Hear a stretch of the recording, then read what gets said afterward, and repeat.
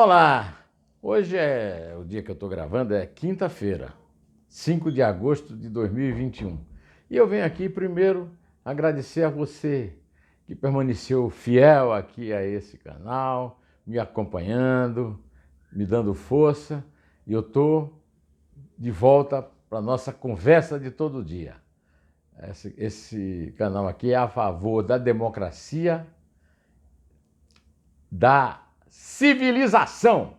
Sou contra qualquer barbárie e contra qualquer autoritarismo. É isso aí. E é por isso que você está aqui comigo e eu conto com você. Tá?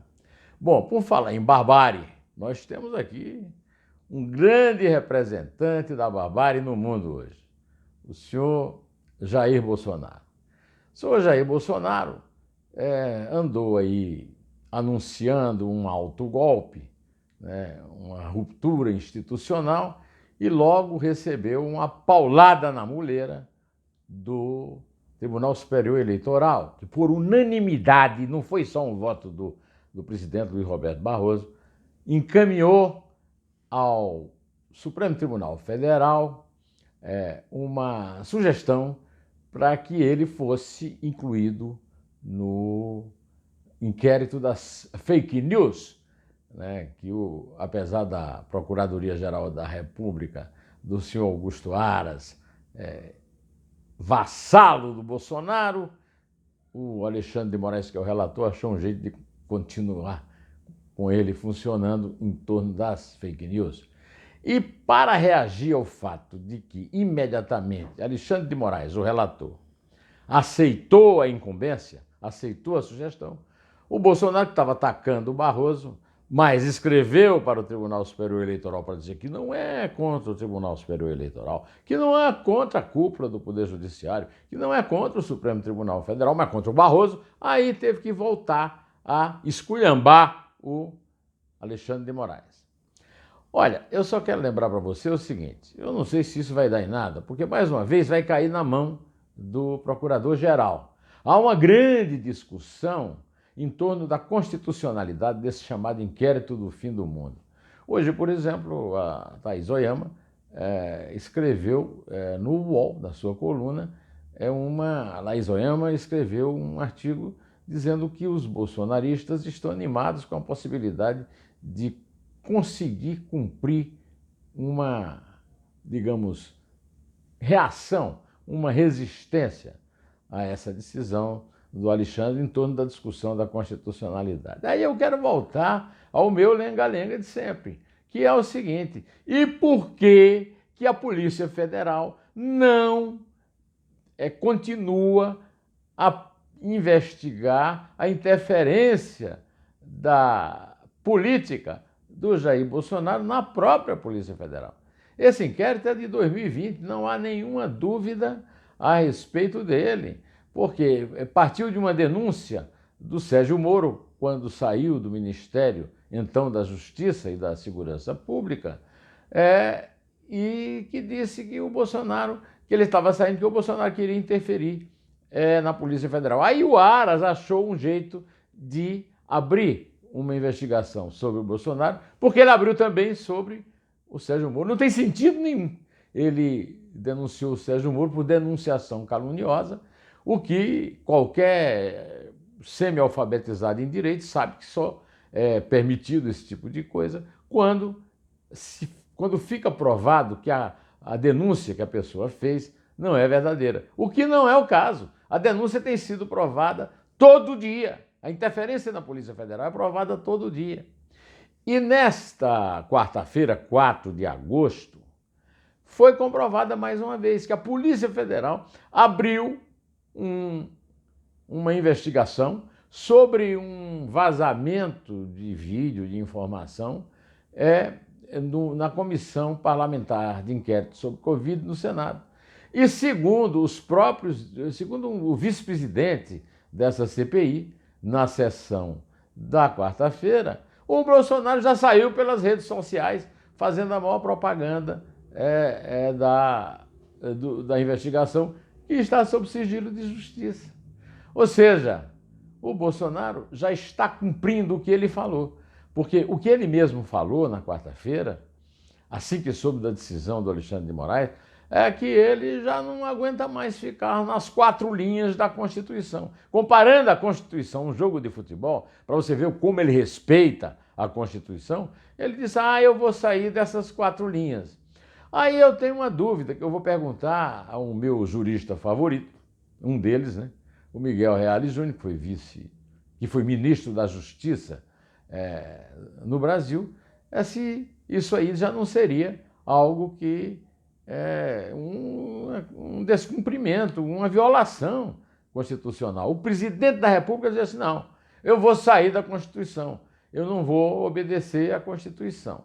É uma dúvida que você vai tirar amanhã, sábado, a 13h, quando eu puser no ar o Neumann Entrevista Miguel Reale Júnior. Não é uma entrevista original do ponto de vista do entrevistado, mas é original do ponto de vista dos temas, né?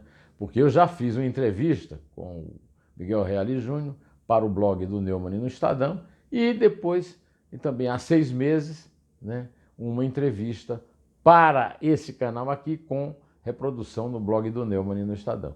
De qualquer maneira, o Miguel Reale Júnior vai ter uma boa resposta para isso e nós vamos tirar a dúvida se, afinal de contas, o Bolsonaro vai conseguir escapar de uma investigação sobre violação da Constituição, né? Aliás, eu quero dizer que eu escrevi um livro chamado O que Sei de Lula, e nesse livro eu citei as tentativas que o ministro da Justiça do primeiro governo Lula, Márcio Tomás Bastos, fez para transformar a Polícia Federal numa polícia política. Que é tudo que o Bolsonaro está fazendo agora. O Bolsonaro adora imitar o Lula, né? E ele não conseguiu, porque a polícia naquela época era dividida em 3 pedaços, né? Os petistas, Paulo Lacerda, que foi diretor, os tucanos, né? Marcelo Itagiba, que foi deputado federal, e as viúvas do Tuma, né? O pessoal que tinha saudade do Tuma, principalmente o Tuminha, o Romeu Tuma Júnior, que também é delegado da Polícia de São Paulo e também tinha lá o grupo dele que tinha saudade de Tuma. Agora não, agora a grande maioria, quase todos, são bolsonaristas. E a direção é bolsonarista. O Anderson Torres, que é o ministro da Justiça, que é o chefe da Polícia Federal, faz tudo o que o Bolsonaro quer, tudo o que o Bolsonaro manda. O Paulo Maiorino, que é o diretor-geral, o DG, como o Bolsonaro chama, da Polícia Federal, também. Então, eu vou esperar para ver o que acontece, mas quero lembrar que até agora,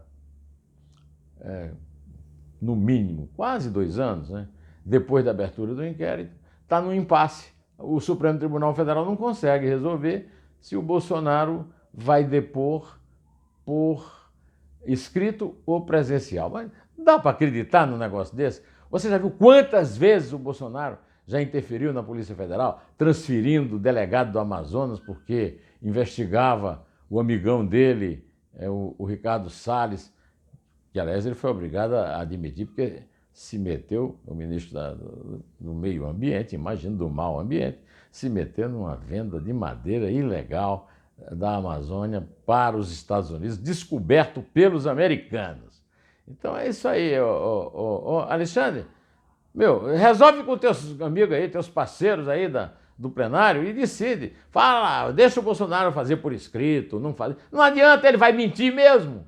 Ele vai mentir, seja presencialmente, seja por escrito, como mentiu descaradamente para o Salomão, né, o corregedor-geral da Justiça Eleitoral, quando respondeu, um dia depois do prazo, que, olha, não é bem assim, eu não estou criticando os poderes da Justiça, estou criticando apenas o Barroso, que se avorou a ser meu inimigo, e eu estou aí, né? Agora, o Bolsonaro continua com a sua pregação contra o Tribunal Superior, contra a legislação eleitoral no Brasil, que é a eleição no Brasil, para fugir de fraude, hoje é feita pelo computador, urnas eletrônicas. E ele respondeu mentindo. E só isso aí já seria um crime. Aliás, o Alexandre de Moraes recebeu a sugestão, apoiou a sugestão do TSE, registrando que ele é suspeito de ter cometido 11 crimes. Mas não vamos encerrar só nesse assunto aqui, né? Eu acabo de ler que a Bharat Biotech, o laboratório indiano que fabricou a vacina Covaxin, que no fim teve o contrato cancelado, primeiro com o tal do Francisco Emerson Domiciano, dono da Precisa Medicamentos, né? E depois com o Ministério da Saúde, né? E agora a Bharat Biotech desmentiu o Roberto Dias, que foi o diretor de logística do Ministério da Saúde, que veio com uma patranha bolsonarista, né? Mentira bolsonarista. Uma história de que, olha, aqui não tinha nada daquilo e tal. E a Covaxin disse que nunca pediu, a Covaxin não, a Bharat Biotech que fabrica a Covaxin, disse que nunca teve a pretensão de pedir um adiantamento que só não foi feito o pagamento num paraíso fiscal em Singapura, porque Luiz Ricardo Marinho, funcionário, servidor, funcionário do Departamento de Logística, da parte de importação, não permitiu, mostrou os erros lá da tal da invoice, que a própria Bharat Biotech disse que foram produzidos falsificados, inclusive o pedido de adiantamento pela Precisa Medicamentos. Bom, mas o Bolsonaro está lutando mesmo pelo voto impresso. E aí o Arthur Lira, imagine só, na certa querendo ser o vilão do ano, disputar esse título com o Bolsonaro e ganhar, aderiu e agora disse que vai botar o rolo compressor para imprimir. Olha, o Arthur Lira tem tudo para ganhar esse título de vilão do momento no Brasil, né? Apesar que o Bolsonaro é o principal responsável por mais de meio milhão de mortes de brasileiros. E o Lira está fazendo uma legislação eleitoral, uma desnecessidade terrível, né? Criando censura para pesquisa, reduzindo o poder de fiscalização da justiça. Olha, um desastre, né? Uma coisa que eu acho que nem os próprios bolsonaristas seriam capazes de imaginar. E o Lira está aí, agora puxando o saco do amigo, né? Afinal de contas, foi eleito presidente da Câmara com um aporte, ele e o Pacheco, né, presidente do Senado, de 4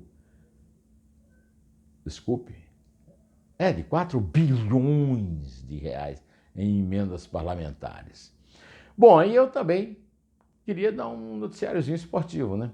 O Darlan Romani, em levantamento de peso, chegou heroicamente ao 4º lugar e hoje as redes sociais e os jornais estão publicando fotos dele treinando em terrenos baldios, sem o técnico. O técnico é cubano e com a quarentena ele estava no Brasil treinando e o técnico é em Cuba. O técnico não veio para o Brasil treinar com ele, não foi para a Olimpíada em Tóquio, mas ele conseguiu o 3º lugar. Chegou ali na beira, na margem da medalha de bronze e não ganhou, mas ele é um herói brasileiro e que demonstra o descaso que o governo brasileiro tem em relação aos esportes. Basta ver que hoje o Brasil está disputando medalha a medalha com Cuba.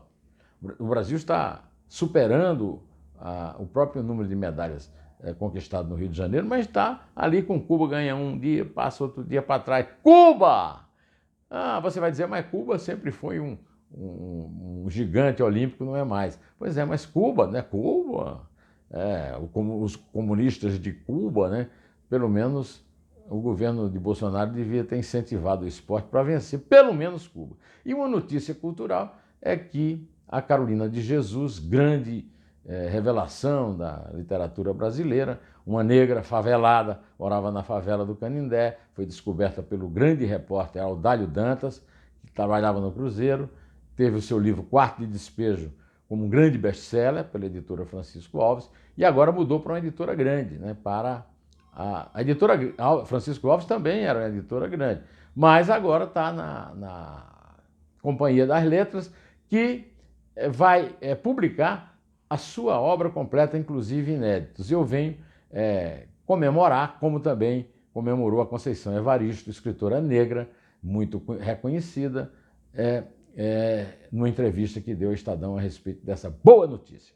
E eu termino essa boa notícia dizendo a você, direto ao assunto, em pé, e só a verdade salvará as nossas vidas.